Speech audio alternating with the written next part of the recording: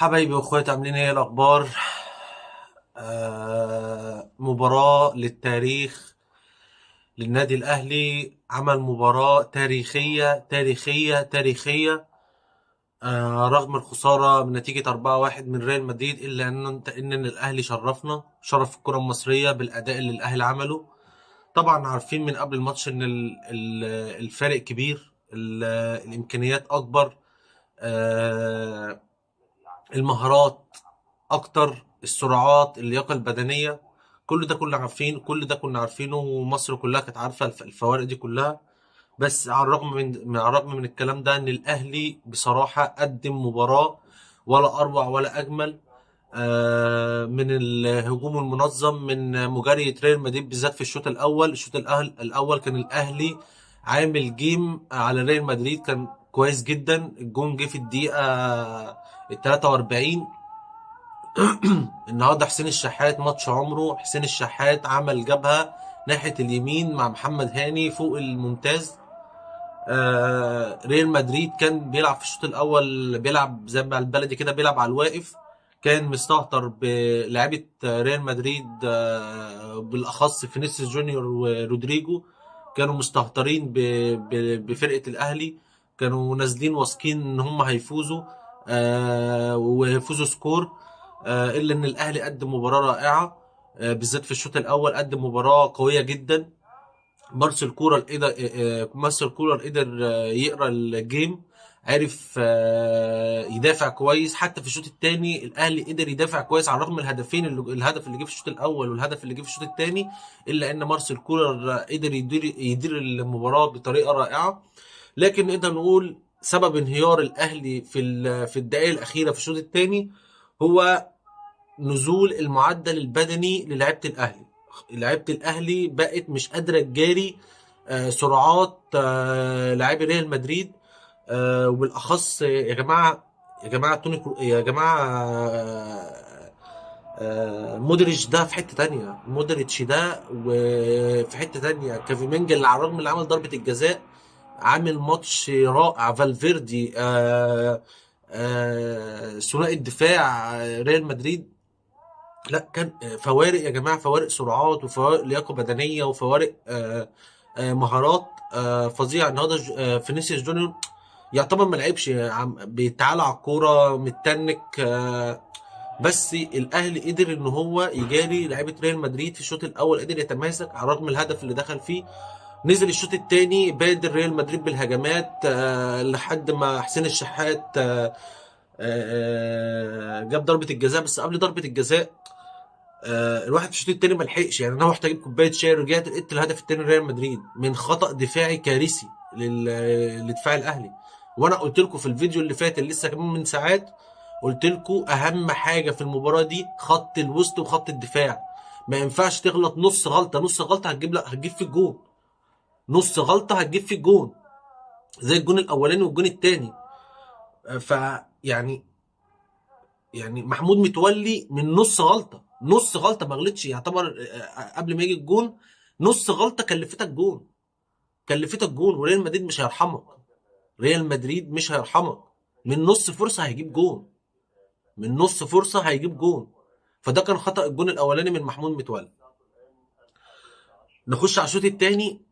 في اول كام ثانيه لقينا الهدف الثاني، في اول دقيقه لقينا الجون الثاني لريال مدريد من خطأ فادح، فادح من ورا محمد هاني، خطأ فادح. فالفيردي دخل بالكوره، رودريجو دخل بالكوره. ايه ده يعني؟ لما محمد عبد المنعم والدفاع مستباح، الدفاع مستباح الشوط الثاني تماما.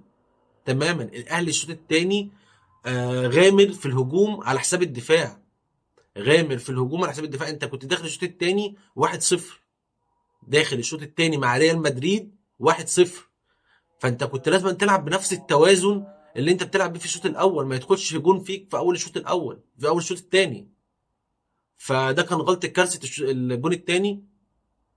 الاهلي لعب سيطر، فتح جبهه من ناحيه حسين الشحات ومحمد هاني، اللي انا مش عارف ليه حسين الشحات خرج. حسين الشحات كان عامل مباراه هايله، ما حسيتش بطاهر محمد طاهر لما نزل. كان عامل جبهه هايل حسين الشحات ومحمد هاني. فكانوا الاثنين بيتبادلوا الهجوم على من الناحيه اليمنى على كافيمينجا، لان انا كنت شايفه ان هو كان بيهاجم على حساب الدفاع. فانا ده اول استغرابي من تغييرات كولر، وهو خروج حسين الشحات. تعليقا بس على يعني قفشه، انت قفشه كنت هتتسبب في هدف لولا تألق الدفاع في هجمه مرتده كانت ممكن تيجي عليك بجون. تاني كوره جات لك في السته، المفروض دي جون، دي تشمعها في الشبكه، ما تطلعش منك بره، دي وش رجلك لتحت في الجون على طول، على طول في سقف الشبكه على طول. فده جون جون ضايع من قفشه غريب جدا، اللي هو كان هيبقى جون التعادل. فالمهم حسين الشحات عمل اختراق، لم كافيمينجا، طبعا خد ضربه جزاء بقى، عدلوا الفرق ل 2-1. بعد الجون الاولاني للاهلي، الاهلي هاجم مهاجمه على حساب الدفاع. لا، انت بتلعب ريال مدريد، انت مش بتلعب فرقه محليه ولا بتلعب فرقه افريقيا، انت بتلعب ريال مدريد. فانت لازما تبقى، انت جبت الهدف، قلست الفارق ولسه في بدايه الشوط الاولاني، تمام، تلعب بنفس التوازن وتهجم، بس هجوم منظم، مش هجوم عشوائي.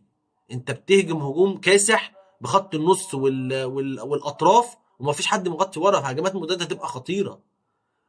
فشفنا لعيبه الريال ريحت لمده 13 دقيقه او 14 دقيقه، اللي الاهلي استحوذ فيها وكان بيغامر هجوميا، لدعوا الجون الثالث في الرابع. اللي هو الجون الرابع ده يا جماعه، ده جون خيالي، ده جون خيالي، ده الدفاع يعني اللي هو اتحمل الشوط الاولاني كامل والشوط الثاني ما يخشش فيه كوره زي ديت.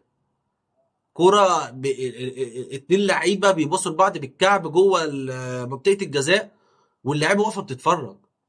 واللي غريبه ان اللعيب بعد ما عدى ما حدش بيجري وراه، اللعيبه وقفت خلاص، استسلمت. بس في الاخر الاهلي قدم مباراه كويسه، الاهلي قدم مباراه رائعه، الاهلي شرف مصر، شرف الكره الافريقيه. ادينا ضوء للناس اللي بره او للفرق اللي بره ان احنا عندنا كره كويسه. كلمه بس اخيره يعني للناس او الصفحات اللي بتطلع تقول لك انت زملكاوي اطلع حفل، انت زملكاوي. اطلع حفل ايه؟ اطلع حفل ايه؟ يعني اطلع احفل على نادي بخشن من ريال مدريد؟ يعني احفل على ايه؟ انا مش فاهم، بس يعني احفل على ايه؟ مفيش واحد محترم، واحد عاقل، واحد بيفكر، واحد بيفهم يطلع مجرد ان هو زملكاوي ان هو يطلع يحفل على الغريم التقليدي بتاعه الاهلي عشان اتغلب من ريال مدريد؟ ده في اي قاموس وفي اي دنيا احنا عايشين فيها يعني. فمبروك، يعني مش هقدر اقول مبروك طبعا للاهلي، فهارد لك للاهلي. مع ان انا شايف والله العظيم ان الاهلي شرف الكره المصريه وشرف الكره الافريقيه والعربيه. الاهلي قدامه فرصه عظيمه جدا لتحقيق البرونزيه للمره الرابعه. الاهلي هيلاعب فلامينجو السبت الساعه 5:30. فلامينجو النهارده احنا شفناه امام الهلال السعودي، فريق يعني بقى عادي جدا. يعني فلامينجو البرازيلي اللي متابع الدوري البرازيلي اللي متابع فلامينجو وسانتوس فلامينجو فرقه قويه جدا، فرقه قويه جدا. دي اللي لعبت نهائي قبل كده امام ليفربول، ففرقه قويه جدا. بس الماتش اللي احنا شفناه امام الهلال السعودي بان ان هم مش على قد كده، يعني الفرقه ضعيفه، مش فرقه شرسه. فان هو الاهلي يقدر يحقق الفوز على فلامينجو وياخد البرونزيه وطبعا هنتمنى للشعب السعودي وللسعوديه فوز الهلال، او الهلال يقدر يحقق اللي ما حققوش الاهلي، ويفوز على ريال مدريد. والله يا جماعه النهارده كان فرصه الاهلي كانت عاليه جدا، ريال مدريد كانت بتلعب على الواقف، كانت بتلعب على الواقف. الواحد زعلان بجد، انا زعلان، زعلان مش عشان الاهلي خسر، زعلان الاهلي ضيع فرصه ان هو كان ممكن يتعادل. كان ممكن لو قدر بالصبر وان هو ما يستعجلش كان قدر ان هو ممكن يتعادل. عموما قدر الله ما شاء فعل. فهارد لك للنادي الاهلي ومبروك للهلال ان هو صعد النهائي، وان شاء الله ان شاء الله هنفضل ورا الهلال وندعم الهلال. وهعمل حلقه مخصوص لتدعيم نادي الهلال وندعم السعوديه ان هي تاخد البطوله، يبقى اول فرقه عربيه خدت كاس العالم للانديه. فهارد لك للنادي الاهلي، وان شاء الله تركزوا في الماتش الجاي اللي هو يوم السبت ان شاء الله، مفيش وقت، تركزوا وان شاء الله هتحققوا المركز الثالث وتبقى البرونزيه الرابعه في تاريخ النادي الاهلي. هاخد بس من وقت حضراتكم دقيقتين كمان كده. قبل الماتش طلع قرار من الفيفا بان الفيفا امهلت اللاعب محمود عبد المنعم كهربا، بان هو المفروض يدفع الغرامه من نادي الزمالك المقدره ب 2 مليون و400 الف دولار. اديته مهله 60 يوم، شهرين، لسداد الغرامه 2 مليون و400 الف دولار. مهله 60 يوم فقط لا غير، مع غرامه 30 الف فرنك سويسري. وامهله اللاعب 60 يوم، يعني انت لو ما دفعتش هيتوقف عبد محمود عبد المنعم كهربا 6 شهور من ممارسه اي نشاط رياضي. يعني محمود عبد المنعم كهربا، اقولها تاني، محمود عبد المنعم كهربا قرار الفيفا، قرار الفيفا أبهلته 60 يوم، شهرين، لسداد الغرامة المالية المستحقة لنادي الزمالك، والتي قيمتها 2 مليون و400 ألف دولار. طب لو ما سددش هيتوقف 6 شهور عن ممارسة أي نشاط رياضي في مصر. وده يا جماعة بس هيرجعنا لحاجة، بس هيرجعنا فكر اللعيبة عندنا، يعني فكر اللعيبة عندنا. انا واحد زملكاوي اهو، انت كنت تلعب في الزمالك، كنت متألق في الزمالك، ما عنديش مانع ان انت تروح الاهلي، خلص عقدك مع الزمالك وقول لهم مش هجدد، خلاص مش هجدد، هروح بيتي النادي الاهلي، انا من ناشئين النادي الاهلي، اروح النادي الاهلي، هرجع النادي الاهلي لو النادي الاهلي عايز اسمه دوت عايزك، امضي للنادي الاهلي في اخر 6 شهور في عقدك، مفيش حد هيغلطك، مفيش حد هيغلطك. يعني لو جماهير الزمالك المحترمه مش هتغلطك، بسيطه وسهله. زي ما يا جماعه كده شفتوا انتوا موضوع عبد الله السعيد، فاكرين موضوع عبد الله السعيد؟ موضوع عبد الله السعيد ده كان مع الاهلي اخر 6 شهور، مضى للزمالك، تمام، مضى للزمالك، مضى في اخر 6 شهور. ده لاعب محترم. ليه؟ جماهير الاهلي زعلت واتضايقت، بس لو جيتوا الموقف، اللعيب ده احتراف، هو خلاص اخر 6 شهور هو مضى للزمالك، حقه.